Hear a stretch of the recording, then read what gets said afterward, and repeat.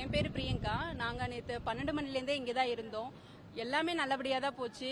அவரை பார்க்கறதுக்கு அவ்வளோ ஆர்வமா இருந்தோம். வெயிலா இருக்கட்டும் மழையா இருக்கட்டும் எங்களுக்கு அதெல்லாம் இது தெரியாது. நாங்களாம் வந்து ரசிகராக தான் வந்தோம். எல்லா மக்களும் அவரை வந்து ரசிகராக தான் பார்க்கறதுக்கு அதிகமான மக்கள் இங்கே வந்தது காரணம் அவரை ரசிகராக பார்க்கறதுக்கு மட்டும்தான். இன்னொன்று சொல்றாங்க லேட்டா வந்ததுனால மக்கள் வந்து வெயிலே நின்னதுனால சொல்றாங்க. அது ஒரு காரணம் இருந்தாலும் அவர் லேட்டா வந்தது பிரச்சனை கிடையாது. ஏன்னா அவர் அங்க முடிச்சுட்டு அவரை மூவ் பண்ணி அவரால் இங்க வர முடியல. அதுதான் காரணம். இங்கேயே அவர் 2 hours ஆச்சு. கரூர் வந்து உள்ள வரத்துக்கே அவர் வந்து 2 hours ஆயிருச்சு. அந்த அளவுக்கு வந்து அவ்வளோ கூட்டம். இந்த இடம் போதிய இடமாவே கிடையாது. இந்த இடம் கொடுத்தது ரொம்ப தப்புன்னு நாங்க சொல்லுவோம். ನಿರ್ಭೀತ ನಿಷ್ಪಕ್ಷಪಾತ ವಿಶ್ವಾಸಾರ್ಹ ಸುದ್ದಿಗಳಿಗೆ ಮತ್ತೊಂದು ಹೆಸರಾಗಿರೋ ನ್ಯೂಸ್ 18 ಕನ್ನಡ ಈಗ ಆಪ್ನಲ್ಲೂ ಲಭ್ಯ ಇದೆ. ದಯವಿಟ್ಟು ಇಲ್ಲಿರೋ QR ಕೋಡ್ ಅನ್ನು ಸ್ಕ್ಯಾನ್ ಮಾಡಿಕೊಂಡು ಆಪ್ ಡೌನ್ಲೋಡ್ ಮಾಡೋದಕ್ಕೆ ಮರಿಬೇಡಿ. ನಿಮ್ಮ ಬೆಂಬಲ ಹೀಗೆ ಸದಾ ನಮ್ಮೊಂದಿಗಿರಲಿ. ಧನ್ಯವಾದ. மக்கள்னால அவரை பார்த்தாச்சு நாங்க கிளம்புறோம் அப்படின்னு சொல்றதுக்கு கூட வெளியில போகிறதுக்கு கூட இங்க இடமே இல்லை. எந்த மக்கள்னாலையும் ஒருத்தர் நெருக்கி நெருக்கி நெருக்கி நின்னுதான் இவ்வளவு பிரச்சனை. இன்னொன்னு போலீஸ் பாதுகாப்பே இல்லை. எங்களுக்கு போலீஸ் பாதுகாப்பு கொடுக்கவே இல்லை. நாங்க இருந்த இடத்துல ஒரு போலீஸோ 2 போலீஸோ தான் இருந்தாங்க. உள்ள எல்லாம் எத்தனை போலீஸ் கிட்டத்தட்ட என்னன்னா கூட ஒரு 10 போலீஸ் இருந்திருப்பாங்களான்னு எங்களுக்கு தெரியல. இன்னைக்கு இவ்வளவு போலீஸ் வந்து நிக்கிறாங்க, இவ்வளவு பாதுகாப்பு இருக்கு. இந்த போலீஸ் எல்லாம் நேத்து வந்திருந்தா கண்டிப்பா இத்தனை உயிர் போயிருக்காதுன்னு நான் நினைக்கிறேன். அப்படியெல்லாம் கிடையாது. விஜயை பார்த்தோன்னே விஜய் வண்டி இங்க வரும்போதே அவங்க மக்கள் வந்துட்டு மூவாக கூட்டம் நெரிசல் இருந்தது. அதுதான் சொல்றோமே, இங்கிட்டு எங்கேயுமே போகிறதுக்கு வழி இல்லை. மக்கள் எங்க போவாங்க? கண்டிப்பா வழி இல்லை. அவரு பேச ஆரம்பிச்சதுக்கு அதனால பேசவே முடியல. இன்னும் இருந்த நெரிசல் தாங்க முடியல. அவர் இடத்துல இருந்து நிறைய ஹெல்ப் பண்ணாரு மக்களுக்கு. இன்னொன்னு விஜய் மேல இருந்து பார்க்கும்போது கீழே இருந்து கத்தும் போது அவருக்கு என்ன தெரியும் அப்படின்னா நம்மளை பார்த்த ஆர்வத்துலதான் கத்துறாங்கன்றதுதான் அவர் நினைப்பாரே தவிர யாருக்கா இருந்தாலும் அதுதான் தோணும். அங்க என்ன பிரச்சனை நடக்குதுன்றது அவங்க பக்கத்துல இருக்கிறவங்களுக்கு மட்டும் தான் தோணும், அவருக்கு தோணாது.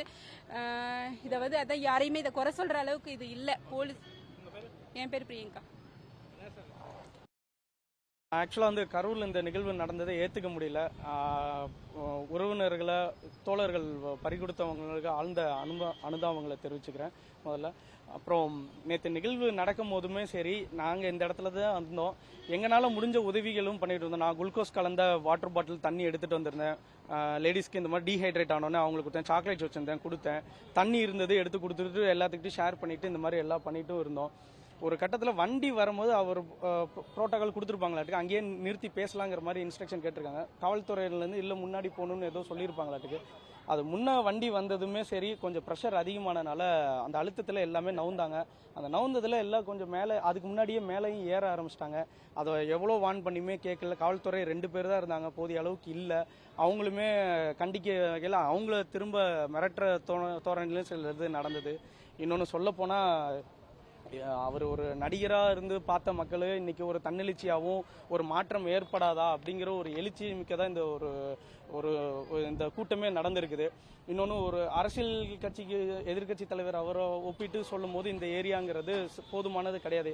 ஏன்னா இதுக்கு முன்னாடி நடந்த நிகழ்வுகளையும் பார்த்துட்டு தான் இருந்தாங்க. காவல்துறையிலேருந்து கொடுத்துருப்பாங்க, உளவுத்துறையிலேருந்து சொல்லியிருப்பாங்க இந்த இடம் சரியா இருக்காது.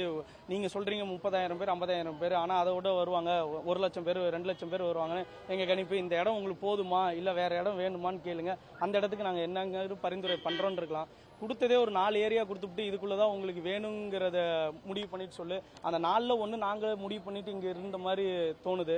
இன்னொன்று குறுகியான இடம், மக்கள் போகிறக்கு வழி இல்லை. ஒருவேளை லைட் ஹவுஸ் ஆமாம் நாங்கள் இருந்த பகுதிகளில் நடந்திருக்கு. அதுக்கு எதிராக இருந்த சாக்கடை அந்த சைடு வந்து இறங்கியிருக்காங்க, அதில் உளுந்தது, நின்னவங்க உளுந்தது. இன்னொன்று தூக்குறதுக்குலாம் அங்கே என்னோட நண்பர்கள் எல்லாம் கீழே விழுந்தாங்க, அவங்களெல்லாம் தூக்கணும். தூக்கையில் அவங்கள எந்திரிக்கிறதுக்கே முடியாமல் தள்ளிட்டு வந்தாங்க. கை காலெல்லாம் கடிச்சு தள்ளி விட்டு பிடிச்சி இழுத்து தான் ஏறெல்லாம் ஆரம்பித்தாங்க. சில அடி வாங்கினவங்களும் நைட்டு எல்லாம் பேசும்போது தூக்கமே இல்லை, எங்களுக்கு ரொம்ப இதாக இருந்தது.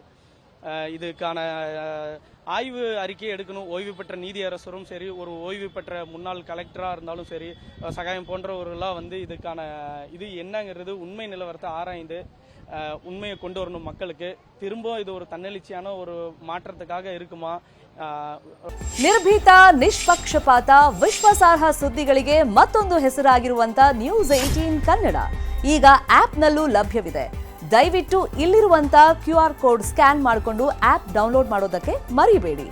ನಿಮ್ಮ ಬೆಂಬಲ ಹೀಗೆ ಸದಾ ನಮ್ಮೊಂದಿಗಿರಲಿ. ಧನ್ಯವಾದ.